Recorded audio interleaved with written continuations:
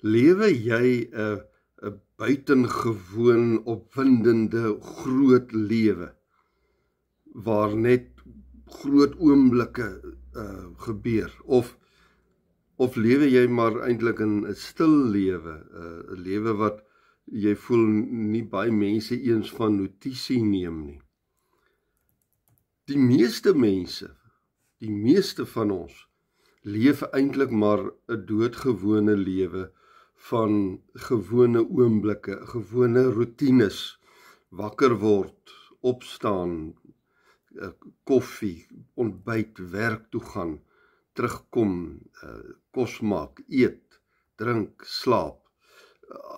Al hierdie gewone alledaagse dinge en soms kan dit selfs 'n bietjie vaal voel en kan 'n mens eintlik wens vir iets groot om te gebeur in jou lewe, veral as jy nou nog 'n Christen gelowige ook is, kan jy dalk soms voel, jy wens, daar gebeur ook groot dinge met jou waarvan jy kan getuig, groot dinge van God se teenwoordigheid in jou lewe, groot oomblikke van storms wat stil gemaak is, van wonderwerke, van krisisse en berge wat eenvoudig klein word vir jou en jy dit kan oorwin.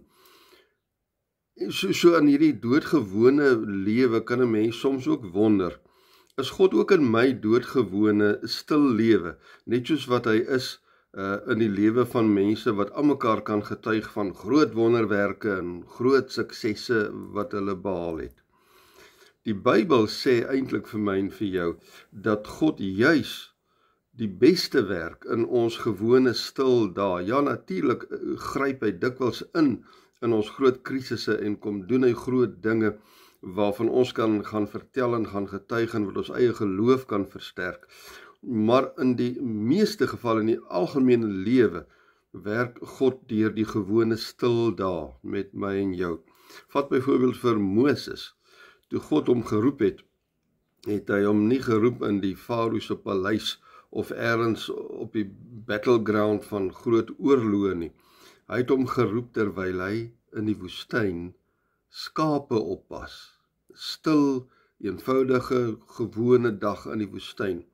Maria was besig met haar gewone huiswerk, haar chores soos mense dit noem, toe die engel skielik aan haar verskyn en vir haar hierdie baie groot boodskap kom gee.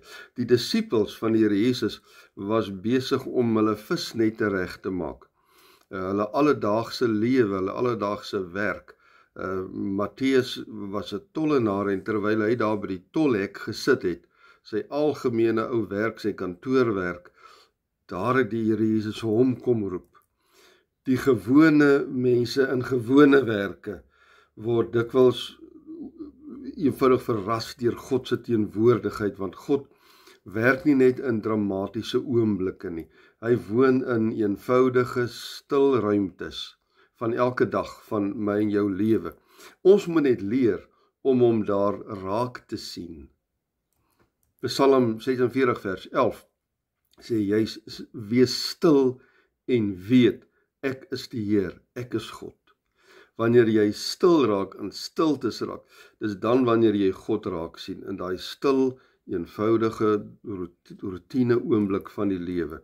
Dit beteken nie dat jy in 'n klooster moet gaan bly om stil te raak, of altyd moet wegbreek na 'n heiligdom om hom te vind, of op 'n berg te gaan sit nie. Dis baie goed, as jy dit kan doen, maar is nie altyd moontlik nie. Dit beteken eerder word stil hier binne in jou, hier in jou binneste, in jou gewone dag, dan weet jy God is hier. Hy is jou God daar by jou kombuistafel. Hy is jou God daar waar jy by die lesenaar in jou kantoor sit en werk. Hy is God in jou motor waar jy alleen sit en ry en miskien radio luister of musiek of net na die verkeer rondom jou kyk. Hy is God daar in die tuin, daar waar die muurtjies en die bye en die goggas en die duwe en die voëls en almal sal wees. Hy loop saam met ons dag vir dag deur ons doodgewone lewe. So wanneer ons dit besef, dan verander die manier waarop ons leef totaal, want ons gewone, eenvoudige lewe raak skielik heilig. 'n Stil ontmoeting met God elke keer.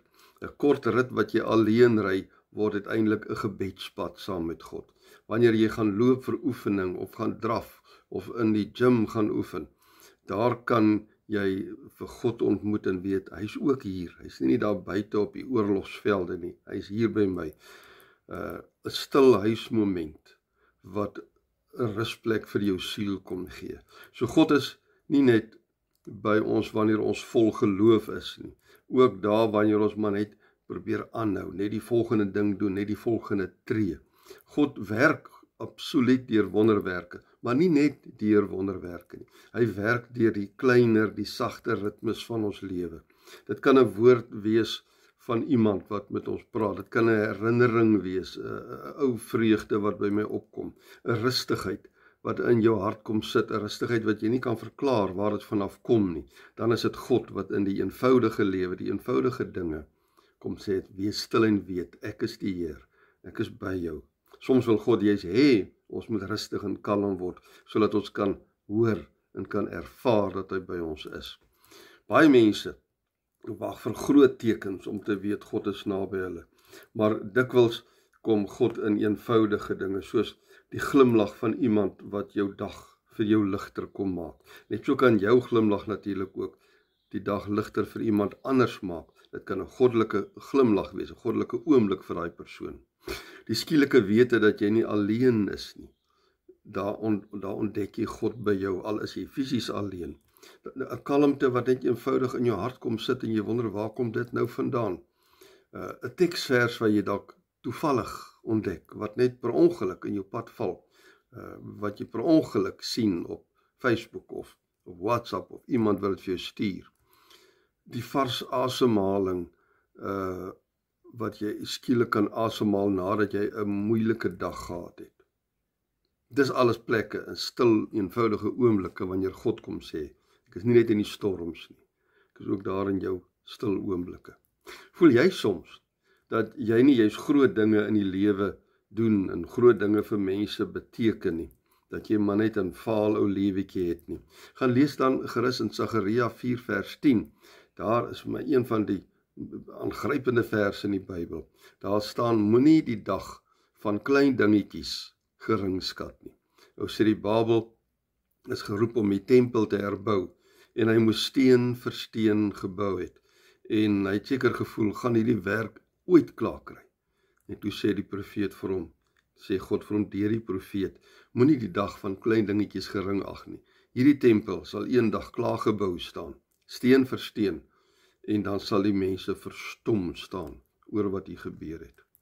Jy kan God ook in die oënskynlik klein dingetjies van die lewe ervaar en raak sien, en ook uitstraal na ander mense, wat dalk ook voel hulle sit in 'n vaal, sinlose, betekenislose lewe. Dikwels sonder jy dit self besef, kan jy God so vir iemand anders wys in sulke stil oomblikke. So wanneer ons leer om God te ontdek, te soek en te ontdek in die eenvoudige dinge, dan ontdek ons iets baie kosbaar, naamlik God was nog altyd daar, in die groot krisisse, die groot storms, in die groot oorwinnings, die groot oomblikke wat ons beleef het, maar ook in elke voetstap van elke gewone dag, daar is God, in elke hartklop, wat hoeveel keer al vandag vir jou geklop het, en jy het nie eens daaraan gedink nie, daar het God ook saam met jou asem gehaal, was hy by jou, sekonde vir sekonde, hartklop vir hartklop. Daarom is my gebed, dat jy vandag ook in die gewone dinge, die gewone alledaagse dinge sal ontdek. Daar is eintlik niks gewoon aan 'n lewe wat saam met God geleef word nie.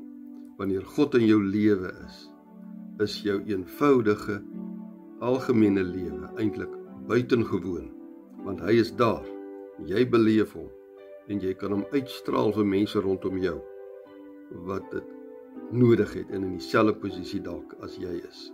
Gaan vind vandag vir God, in elke stil, eenvoudige oomblik van jou lewe.